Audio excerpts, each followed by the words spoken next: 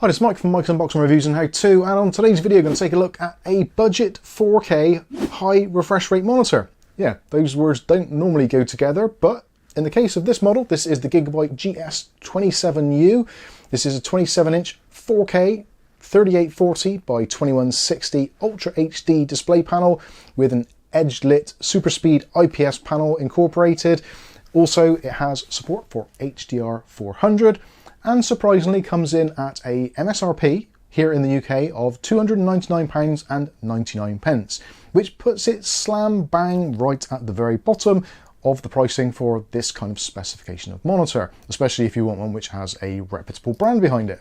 So in today's video, I'm going to do a kind of unboxing, show you what it's all about, also go through some of the accessories and give you some of my thoughts and opinions on this particular monitor.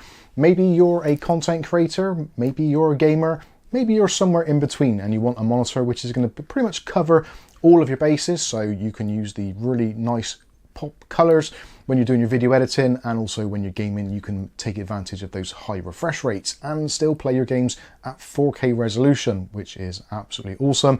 And I've got to say, actually, before we get into it, I've been playing some games on this today, Wreckfest and Rocket League, and Wreckfest at 4K on this panel is absolutely stunning. It really is. I'm so used to playing at 1440p on my desktop monitor, which I use currently for video editing. Taking that leap up to 4K, the extra pixels, all the extra details, the native resolution of it, it's just absolutely glorious. Anyway, I'm gushing a little bit too much. Let's get on and take a look at what this monitor is all about. So drilling down through some more of the specs before we take a look at what we get inside and how it all fits together. So we're looking at a 95% DCI-P3 rating. Also, it will cover 127% of the sRGB gamut, has 350 CDM2 brightness, and like I said previously, also supports HDR400. It's got a 1000:1 contrast ratio, and as we've already said, it's 160 Hz, has a 1 millisecond response time, and only draws about 34 watts from the wall when in use at full tilt. It also has a built-in power supply, so no messy power bricks. Also supports the VESA 100 by 100 mountings, and it has a wide range of ports for high response gaming. It has two HDMI 2.1 ports and also a single DisplayPort 1.4, which also supports DSC. Some of the other key features it has is the OSD Sidekick, so you can install an application from Gigabyte to run on your Windows machine to take control of the monitor. It also has a nice joystick button on the bottom for taking control or making quick changes. You've also got some built-in kind of AI-ish type features, such as the aim stabilizer, the black equalizer. It also supports a crosshair, also a game timer, also supports picture-in-picture and also picture-by-picture, and has a smart overdrive feature. So there you go, there's the specs already, and if you haven't already clicked on one of the links in the video description, I suggest you do before they change their minds and put this up a little bit. It seems ridiculously cheap for what you actually get here, it really does. And the accessories you get are actually brilliant as well.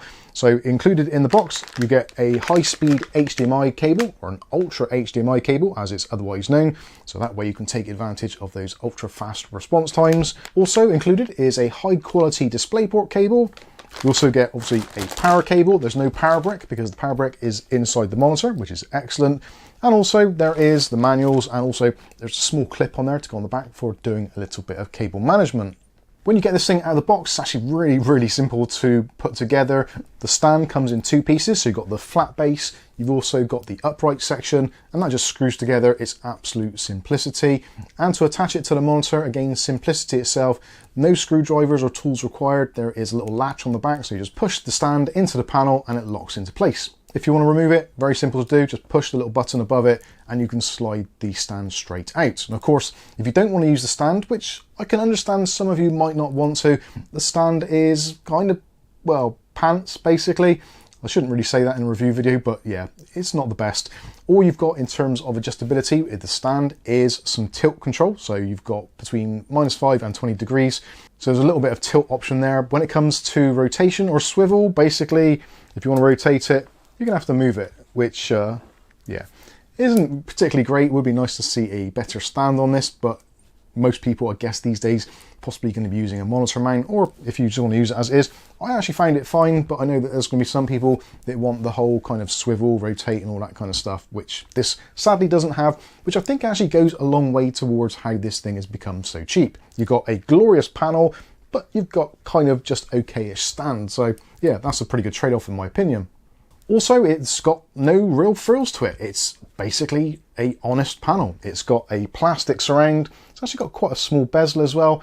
And yeah, there's no RGB lighting or any additional USB ports for KVM functionality or anything like that. So it is basically just a high-end monitor, but with a budget surround, which actually for most of us, I think is probably the best way. You don't really necessarily need all the RGB lighting and things to light up your desk, all that kind of stuff. It's just, yeah, an honest panel.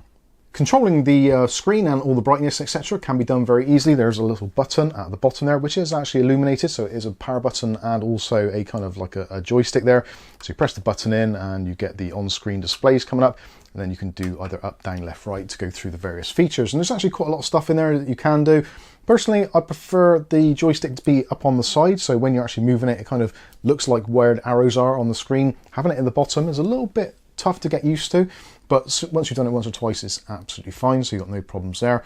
And when it comes to adjustment, like for this particular review at the moment, this, believe it or not, is actually set to 0 brightness. I've had to put it down to 0 so that we can get everything looking reasonably okay on camera. Now, for kind of some sort of contrast to that, the monitor which is behind me there is also a 4K panel, and that is currently running at 50% brightness, and it doesn't look half as good or half as bright, which is actually pretty scary. This thing, despite what seems to be a kind of a limited brightness, even with the HDR400 turned off, it still really does dazzle. It's a really nice display, very bright.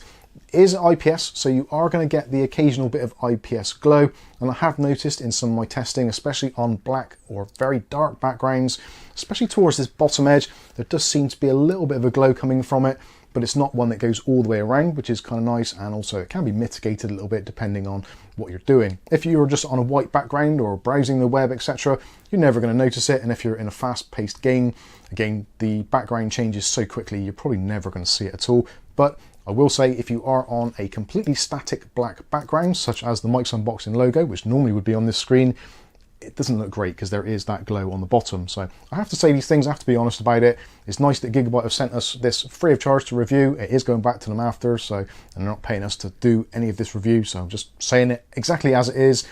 Ultimately, it comes down to the point that this is under 300 quid here in the UK at the MSRP. So no doubt there are going to be some sales and some discounts here and there. So potentially you might even end up getting this for maybe, I don't know, 250, 270 pounds, in which case it's an absolute steal. And even at 300 pounds, I think it's definitely well worth looking at. For me, again today, playing some games on it, just doing usual stuff, checking out some videos and going through my very small suite of test images and video footage. It just looks great. It really does pop. I really do like this panel. It's a great kind of place to be as well. 27 inches, 4K resolution, gives you that really nice dot pitch. So it's a 0.015 dot pitch. So yeah, it just looks really, really sharp, and the colors really do pop out at you. And of course, if you want to, you can adjust that fully. There's things like saturation, you can change the black levels. You can also reduce the blue light as well. So if you're someone who suffers with blue light, don't like it at all, you can reduce it in various steps. So it's not one of those kind of blue light on, blue light off things. There are gradients between kind of 10% to 100%. So you really can tune this to exactly how you want it to be, which is basically how a monitor should be. I personally don't always like having all those extra frills. Yes, it's nice to be able to put it into portrait mode or to be able to swivel it or whatever, but realistically, most people will just set it up on their desk and they're happy to get on with it. Or possibly you maybe want to put two of these together on a monitor arm, in which case you're going to throw the stand in the bin anyway, or put it back in its box to keep it. So overall, I think this is a fantastic monitor. I should say as well, thanks again to Gigabyte for sending this out to us for review purposes. No money has changed hands. We don't get to keep it, so we're just testing it, seeing what it's like. And I've got to be honest with you, at the moment, it is coming up to tax return time, and I am very much considering getting one of these, maybe even two, because they are really, really nice, and I think I would like a slightly bigger monitor behind me. So yeah, potentially this is going to be on my shopping list, and potentially it's going to be on yours as well. But I think that's going to wrap this one up. Hopefully you enjoyed the video. If you have, smash the like button. If you want to see more content on this on a daily basis, maybe consider hitting subscribe and the chime notification. That way you'll be notified of future video releases. But for now, I've been Mike. This is Mike's Unboxing Reviews and How To. And hopefully we'll catch you in the very next video. Thanks for watching.